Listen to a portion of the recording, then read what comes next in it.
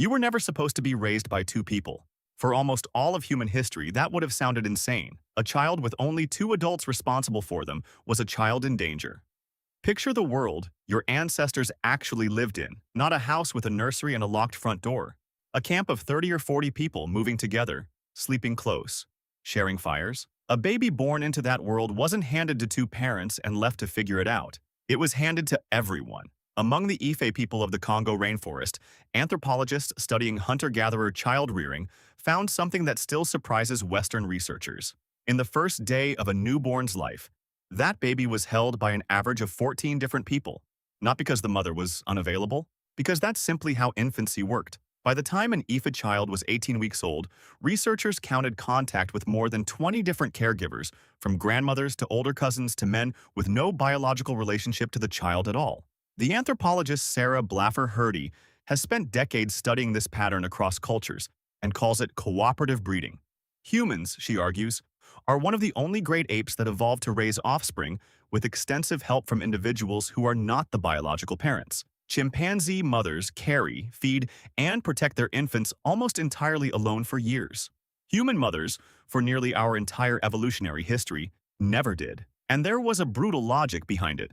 A human infant is born absurdly helpless, unable to walk, feed itself, or survive a single night alone for far longer than any other primate. Raising one to adulthood took an enormous amount of calories, protection, and supervision. Hrdy calculated that a single mother, foraging and caring for a child completely alone, could not have produced enough food to keep both of them alive. The math simply didn't work. Allomothers, the term researchers use for any caregiver besides the biological mother, weren't a nice bonus. They were the difference between a child who lived and one who didn't. Grandmothers mattered more than almost anyone expected. Among the Hadza of Tanzania, researchers found that children with an actively involved grandmother gained weight faster and were more likely to survive early childhood, especially in years when food was scarce. This pattern was consistent enough that some anthropologists now argue human females evolved menopause specifically, so older women could stop having their own children and redirect that energy toward keeping grandchildren alive instead. Your great-great-grandmothers, dozens of generations back, may have been alive today's version of you specifically because they helped raise children that weren't their own. Older siblings did real work too, not symbolic chores, but actual survival labor. Among the Aka people of Central Africa, children as young as 4 were observed holding, soothing, and monitoring infants for meaningful stretches of the day, developing caregiving skills years before they'd ever raise a child themselves. By the time they became parents, they weren't learning from scratch. They'd already practiced on a dozen younger relatives. So what happened?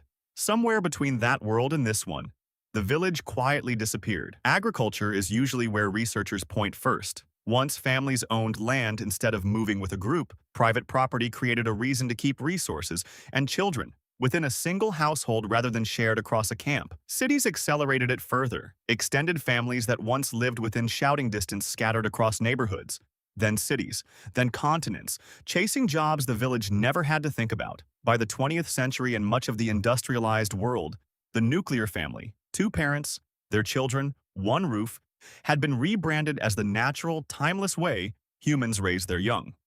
The psychologist Yuri Bronfenbrenner spent his career studying what children actually need to develop well, and repeatedly found that isolated parenting, cut off from a wider support network, correlated with higher parental stress and worse outcomes for children, regardless of how loving or capable the individual parents were. It wasn't a skill problem. It was a staffing problem. 2 people were being asked to do a job that evolution built for 15. You can feel the residue of this everywhere, even if you've never put words to it. The exhaustion of new parents who have no one nearby to hand the baby to at 2 in the morning. The particular guilt of needing help and not having anyone to ask. The strange modern experience of paying strangers, daycare workers, babysitters, tutors to reconstruct piece by piece and at significant cost a support system your ancestors once got for free, built into the basic structure of daily life. None of this means something is broken in you if your family looks like 2 parents in a house. It means you're operating a system designed for 15 hands with 2, and doing it anyway, which is its own kind of quiet endurance nobody hands out medals for. The village didn't disappear because humans stopped needing it. It disappeared because the way we started living made it structurally impossible to keep.